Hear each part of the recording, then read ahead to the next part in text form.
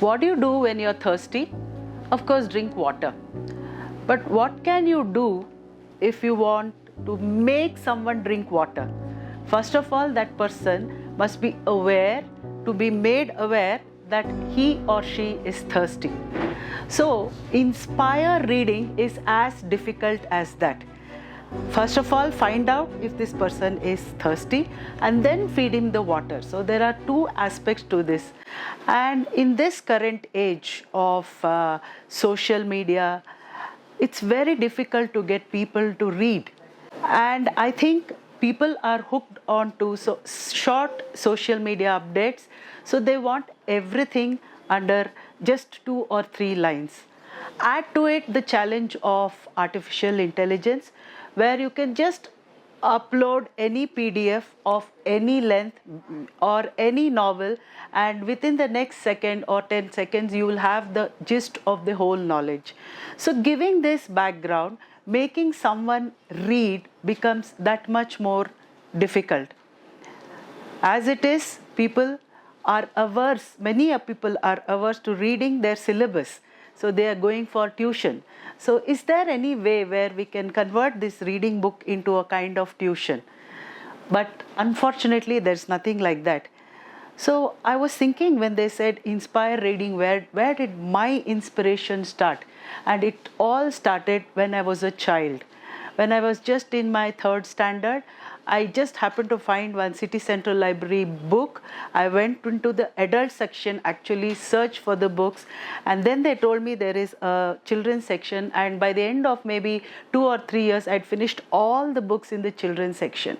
So that inspiration actually comes from parents. So many of you here are parents or going to be parents, and I think it's very important that we should first of all inculcate that practice of reading into the children.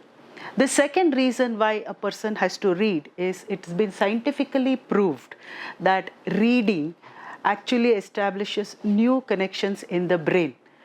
So especially writing too. So I usually tell my students, draw diagrams when you're answering a question, simply because the left side of the brain is controlled by the right side, which is the dominant sphere, whereas the right side of the brain is the creative side.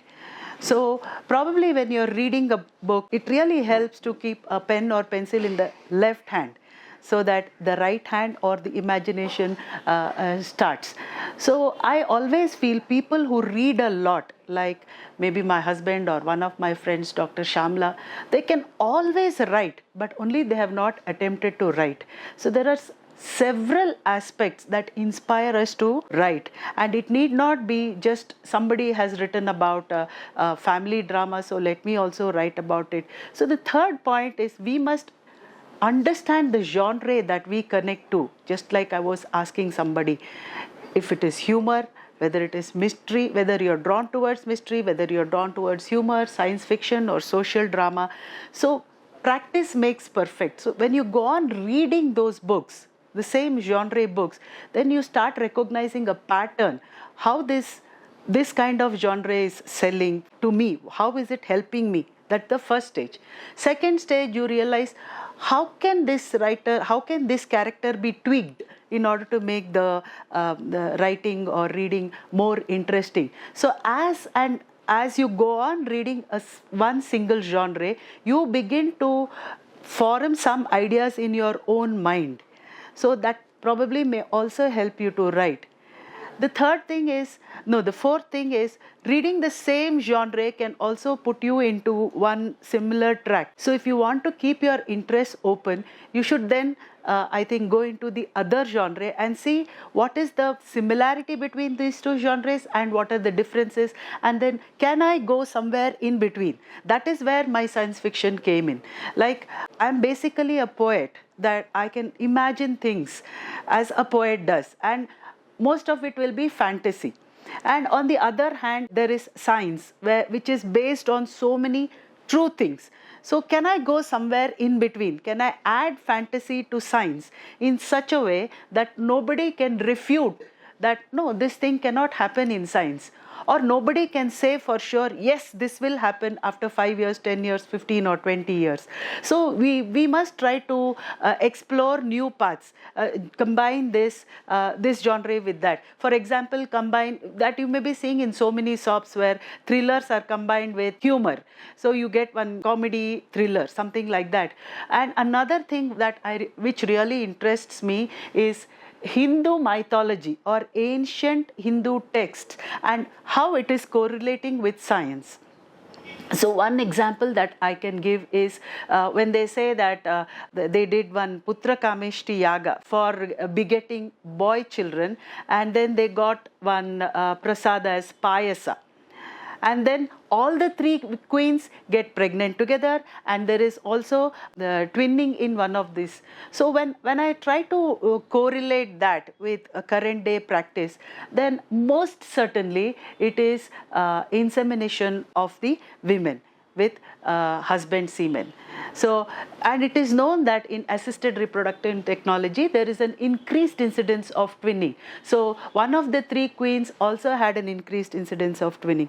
And the whole concept of Putra Kameshti Yaga itself, see, today we say that, okay, people are going in for boy babies.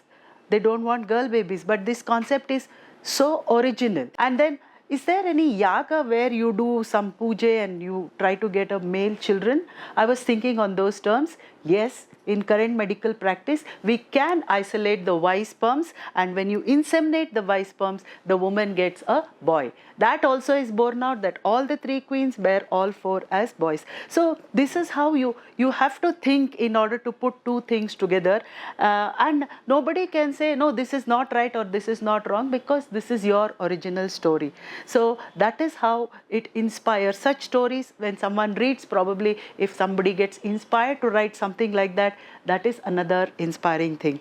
And in schools, actually their curriculum is so much that teachers cannot be expected to make the children get inspired in reading. So I think to inspire somebody to read more, it should start from childhood. It should nurture creativity. It should motivate them to think, and also develop that concept of integrity. Put all the thoughts together, all the fields together, and see if it meets, and then discover. And I'm sure if you get inspired reading, you can also be a good writer. Thank you.